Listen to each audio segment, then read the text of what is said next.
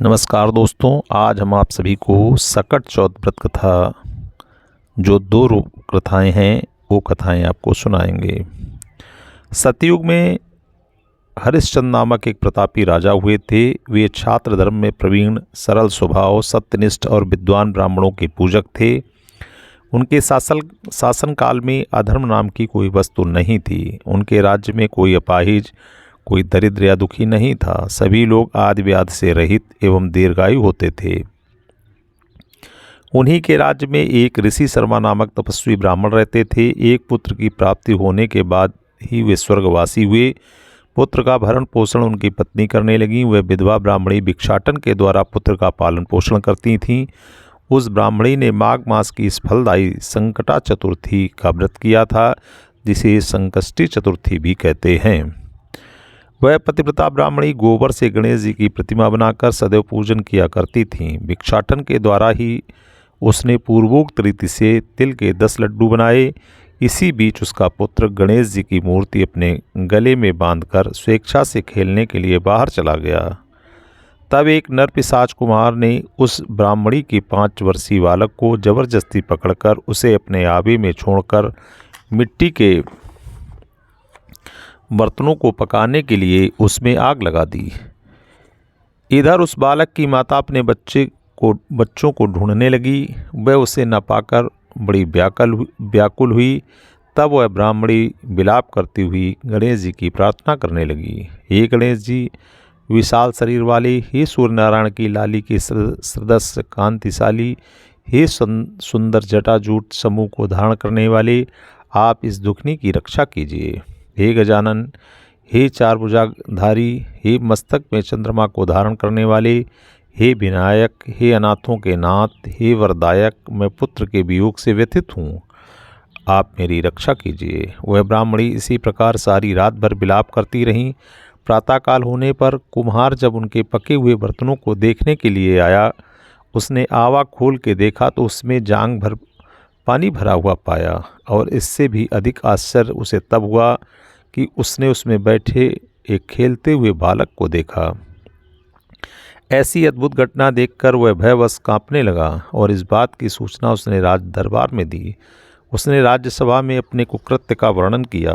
कुम्हार ने कहा, हे महाबाहु, हे प्रज्वलित अग्नि के समान तेजवान, हे महाराज हरिश्चंद्र, मैं अपने दुष्कर्मों के कारण वध के योग्य हूँ। उसने आगे कहा, हे महाराज, कन्या के विवाह के लिए मैंने कई बार मिट्टी के बर्तन पकाने के लिए आंवा लगाया, परंतु मेरे बर्तन कभी नहीं पके और सदैव कच्चे ही रह गए। तब मैंने भयभीत होकर एक तांत्रिक से इसका कारण पूछा। उसने कहा कि चुपचाप किसी लड़की की तुम बलि चढ़ा दो और तुम्हारा आंवा पक जाएगा।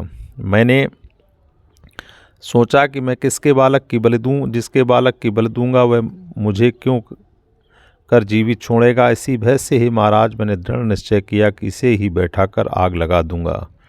मैंने अपनी पत्नी से परामर्श किया कि ऋषि शर्मा ब्राह्मण व्रत हो गए हैं। उनकी विधवा पत्नी भी भीख मांगकर अपना गुजारा करती है। अरे वह लड़के को लेकर क्या करेगी?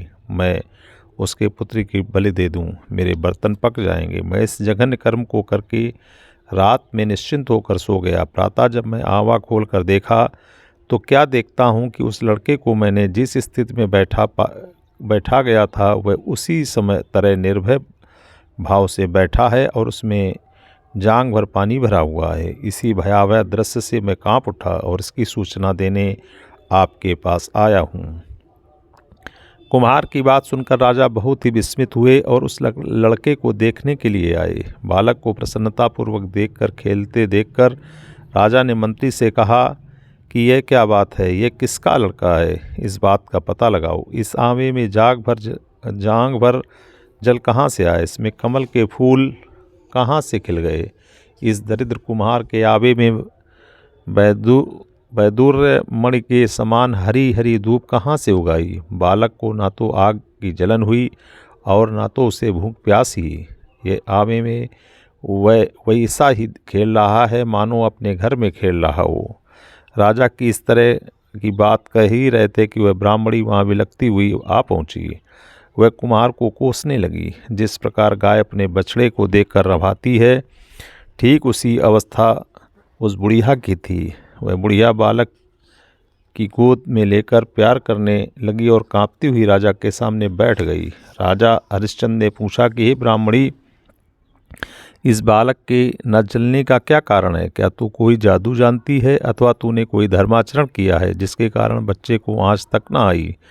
राजा की बात सुनकर ब्राह्मणी ने कहा, हे महाराज, मैं कोई जादू नहीं जानती और न कोई धर्माचरण, तपस्या, योग, दान आदि की प्रक्रिया ही जानती हूँ। हे राजन, मैं तो संकटनाशक गणेश चतुर्थी का व्रत करती हूँ। उसी व्रत के प्रभाव से मेरा पुत्र जीता जागता बच गया। ब्राह्मणी की बात सुनकर राजा ने कहा, मेरे राज्य की पूर्ण जनता इस संकटनाशक गणेश चतुर्थी का व्रत करे, इसमें मेरी पूर्ण सम्मति है। राजा ने उसकी परिक्रमा करते हुए कहा कि हे पतिव्रते, तू धन्य है। राजा ने संपूर्ण नगरवासियों को गणेश जी का व्रत करने का आदेश दिया।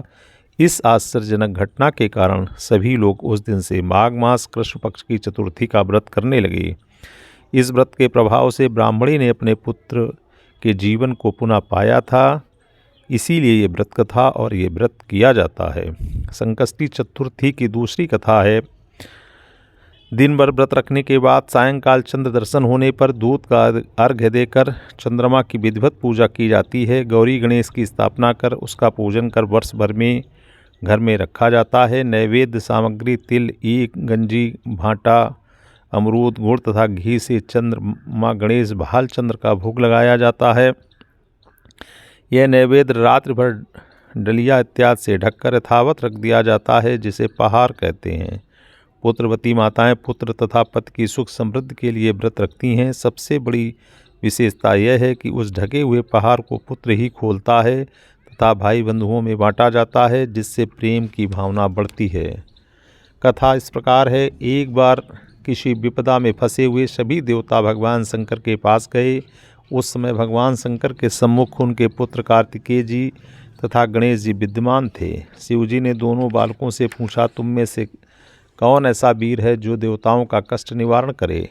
तब कार्तिकेय ने अपने को देवताओं का सेनापति प्रमाणित करते हुए देव रक्षा के योग्य तथा सर्वोच्च पद मिलने का अधिकारी सिद्ध किया। इसके बाद शिव जी ने गणेश जी की इच्छा जाननी चाहिए। तब गणेश जी ने विनम्र भाव से कहा कि पिताजी, आपकी आज्ञा हो तो मैं बिना सेनापति बने ही सब संकट दूर कर सकता हूँ। आप मुझे बड़ा देवता बनावें या बनावें, इसकी मुझे लिप्सा नहीं है। यह सुनकर हंसते हुए शिवजी ने दोनों पुत्रों को पृथ्वी की परिक्रमा करने को कहा तथा यह शर्त रखी कि जो सबसे पहले पूरी पृथ्वी की परिक्रमा करके आ जाएगा वही वीर तथा सर्वश्रेष्ठ देवता घोषित किया जाएगा। यह सुनते ही कार्तिकेय बड़े गर्व से अपने वाहन मोर पर चढ़कर पृथ्वी की परिक्रमा करने चल दिए। गणेश जी ने समझा कि चूहे के बल पर वह पूरी पृथ्वी का चक्कर लगाना अत्यंत कठिन है, इसलिए उन्होंने एक युक्ति सोची। वे 7 बार अपने माता पिता की परिक्रमा करके बैठ गए। उधर रास्ते में कार्तिकेय को पूरे पृथ्वी मंडल में अपने आगे चूहे का पद दिखाई दिया। परिक्रमा करके लौटने पर निर्णय की बारी आई तो कार्तिकेय जी गणेश पर कीचड़ उछालने लगे तथा अपने को पूरे भूमंडल का एकमात्र पर्यटक बताया। इस पर गणेश जी ने शिवजी से कहा कि माता पिता में ही समस्त तीर्थ निहित हैं, इसलिए मैं आपकी 7 बार परिक्रमा की है। गणेश की इस बात को सुनकर समस्त देवतागणों तथा कार्तिकेय ने सिर झुका लिया। तब शंकर जी ने उन्मुक्त कंठ से गणेश की प्रशंसा की तथा आशीर्वाद दिया कि त्रिलोकी में सर्वप्रथम तुम्हारी पूजा होगी। तब गणेश जी ने पिता की आज्ञा सुनकर जाकर देवताओं का संकट दूर किया। यह शुभ समाचार जानकर भगवान शंकर ने यह बताया कि चौथ के दिन चंद्रमा तुम्हारे मस्तक को सेहरा ताज बनकर पूरे विश्व को शीतलता प्रदान करेगा। जो स्त्री पुरुष इस तिथि पर तुम्हारा पूजन तथा चंद्र अर्घ्य दान देगा उसका त्रिविध ताप, दैहिक दैविक भौतिक ताप दूर होगा और वह व्रत करता ऐश्वर्य पुत्र सौभाग्य को प्राप्त करेगा। यह सुनकर देवगण हर्षातिरेक में प्रणाम कर अंतर्ध्यान हो गए।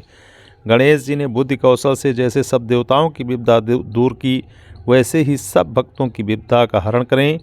बुद्धि विनायक गजानन प्रथम पूजनीय श्री गणेश जी की जय हो। आप सभी लोग भगवान गणेश जी की आरती करें। दोस्तों, मेरे द्वारा सुनाई गई कथा आपको पसंद आई हो तो मेरे वीडियो को लाइक करें, चैनल को सब्सक्राइब करें। आप सभी लोगों को संकष्टी गणेश चतुर्थी की हार्दिक शुभकामनाएं।